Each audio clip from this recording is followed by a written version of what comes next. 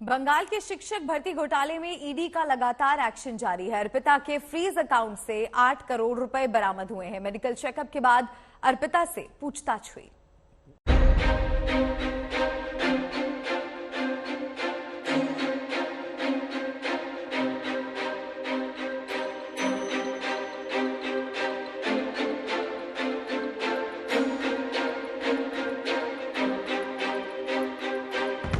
पहले फ्लैट से करोड़ों कैश मिले,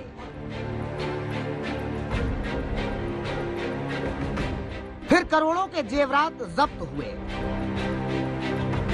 और अब अर्पिता मुखर्जी के फ्रीज खातों से भी करोड़ों के खेल का खुलासा हुआ है। ईडी को अर्पिता मुखर्जी के 7 बैंक खातों में 8 करोड़ रुपए का पता चला है। जो जानकारी ईडी सूत्रों के हवाले से मिल रही है, कल उसके 7 अकाउंट, अर्पिता मुखर्जी के 7 अकाउंट फ्रीज किए गए थे ईडी की ओर से, और उसमें छानबीन के बाद जो पता चल रहा है, ये ईडी सूत्रों से मिल रही जानकारी है कि लगभग 8 करोड़ रुपए के आसपास उसमें है। उसको भी इस वक्त सीज कर लिया गया है। तो इस हिसाब से अगर हम देखें तो 58 करोड़ से भी ज्यादा रुपए अब तक ईडी की तरफ से कैश 50 करोड़ के आसपास और 8 करोड़ अकाउंट में। तो ये फिलहाल रकम ईडी ने सीज की है इस पूरे मामले में, और ईडी ने अदालत में कहा था कि ये घोटाला लगभग 120 करोड़ का है। तो ऐसे में अभी भी 60-62 करोड़ रुपए ऐसे हैं जिनका पता लगाना, जिनके स्रोत का पता लगाना बाकी है। जो जानकारी ईडी सूत्रों के हवाले से मिल रही है, अर्पिता मुखर्जी के 7 अकाउंट फ्रीज किए गए थे, लगभग 8 करोड़, अब तक 58 करोड़। अगर ईडी के दावों को सही माने तो अभी तक टीचर भर्ती में हुए घोटाले की आधी ही संपत्ति सामने आई है। आने वाले दिनों में करोड़ों के कैश और अकाउंट से करोड़ों रुपए का पता चल सकता है। लेकिन ईडी के इस एक्शन के बीच बड़ा सवाल यह है कि आखिर ये करोड़ों रुपए किसके हैं? क्या इसका पार्थ चटर्जी से सीधा कनेक्शन है? क्या मेडिकल चेकअप के लिए ले जाते वक्त जब पार्थ चटर्जी से करोड़ों के कैश को लेकर सवाल हुआ तो उन्होंने करोड़ों रुपए से पल्ला झाड़ लिया? ईडी की पूरी कार्रवाई को ही साजिश बता दिया। আপনার বলছে দাদা আপনার টাকা দাদা আপনার টাকা আপনার বলছে দাদা আপনার টাকা দাদা আপনার টাকা।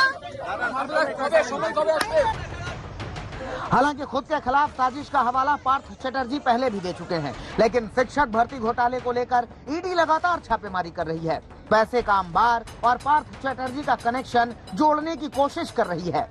सूत्रों के मुताबिक पार्थ चटर्जी भले ही अभी कुछ नहीं बोल रहे हों, लेकिन अर्पिता धीरे धीरे घोटाले के राज खोल रही है और उसी आधार पर ईडी अपनी आगे की कार्रवाई कर रही है। अब ईडी को पार्थ और अर्पिता चटर्जी के साझे अकाउंट का पता चल रहा है, जिसमें दोनों की तमाम प्रॉपर्टियों का खुलासा हो रहा है। कई जमीनों के कागजात मिल रहे हैं जो अर्पिता मुखर्जी और पार्थ चटर्जी की साठगांठ के पुख्ता सबूत दे रहे हैं।